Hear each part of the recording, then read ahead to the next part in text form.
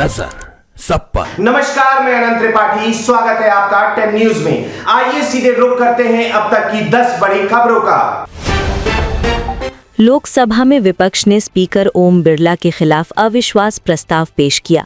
50 से ज्यादा सांसदों के समर्थन के बाद अब सदन में इस प्रस्ताव पर करीब 10 घंटे चर्चा होगी। राज्यसभा चुनाव से पहले 26 उम्मीदवार निर्विरोध चुने गए। इनमें शरद पवार, रामदास आठवले और अभिषेक मनु सिंघवी शामिल हैं, जबकि 11 सीटों पर अभी मुकाबला होगा। एनसीईआरटी ने जुडिशरी करप्शन चैप्टर पर बिना शर्त माफी मांगी है। विवाद के बाद किताब की बिक्री रोक दी गई थी और सुप्रीम कोर्ट ने न्यायपालिका की छवि पर चिंता जताई थी। कांग्रेस नेता राहुल गांधी हरियाणा के सोनीपत में एक किसान की बेटी की शादी में पहुंचे। उन्होंने परिवार के साथ चूरमा खाया, गीत सुने और लोगों को शुभकामनाएं दी।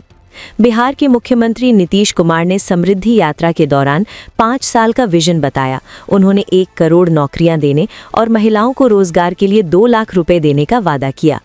पश्चिम बंगाल विधानसभा चुनाव 2 या 3 चरणों में कराए जा सकते हैं। चुनाव आयोग सुरक्षा और मौसम की स्थिति को देखते हुए योजना बना रहा है। इजराइल ने लेबनान में हिजबुल्लाह के फंडिंग नेटवर्क पर एयर स्ट्राइक की। हमले में कई ठिकाने तबाह हुए और क्षेत्र में तनाव और बढ़ गया। ईरानी सलाहकार ने कहा कि अमेरिका के साथ लंबी जंग के लिए ईरान तैयार है। विदेश मंत्री ने भी कहा कि कूटनीति की गुंजाइश लगभग खत्म हो चुकी है। भारत ने पाइपलाइन समझौते के तहत बांग्लादेश को 5000 टन डीजल की खेप भेजी। इससे दोनों देशों के बीच ऊर्जा सहयोग और मजबूत होने की उम्मीद है। इंडोनेशिया भारत से ब्रह्मोस मिसाइल सिस्टम खरीदने की तैयारी में है। करीब 200 से 350 मिलियन डॉलर की डील पर दोनों देशों के बीच बातचीत जारी है। अमेरिकी राष्ट्रपति डोनाल्ड ट्रंप ने रूस के राष्ट्रपति व्लादिमीर पुतिन से फोन पर बातचीत की। दोनों नेताओं ने ईरान युद्ध और यूक्रेन संकट पर चर्चा की। ऑस्ट्रेलिया में ईरानी महिला फुटबॉल खिलाड़ियों के समर्थन में प्रदर्शन हुआ। राष्ट्रगान का विरोध करने के बाद उन्हें मानवीय आधार पर वीजा दिया गया। ईरान युद्ध के असर से पाकिस्तान में तेल महंगा हो गया है। सरकार ने खर्च कम करने के लिए स्कूल बंद, दफ्तर 4 दिन और मंत्रियों की सैलरी रोक दी। मिडिल ईस्ट संकट के बीच श्रीलंका में ईंधन की कीमतें बढ़ा दी गई हैं। सरकार ने वैश्विक तेल बाजार में उतार चढ़ाव को इसकी वजह बताया है। दिल्ली से मैनचेस्टर जा रही Indigo flight middle east air space बंद होने के कारण बीच रास्ते से वापस लौट आई, जबकि दूसरी फ्लाइट काहिरा डाइवर्ट की गई। चंडीगढ़ में आईडीएफसी फर्स्ट बैंक में 116.84 करोड़ रुपए के गबन का मामला सामने आया है। पुलिस और जांच एजेंसियां पूरे मामले की जांच में जुटी हैं। जम्मू कश्मीर की एक युवती पर 2 युवकों ने शादी का दावा किया है। एक ने राजस्थान हाईकोर्ट और दूसरे ने जम्मू कश्मीर हाईकोर्ट में याचिका दायर की है। लखनऊ में शंकराचार्य अविमुक्तेश्वरानंद के कार्यक्रम को 26 शर्तों के साथ अनुमति दी गई है।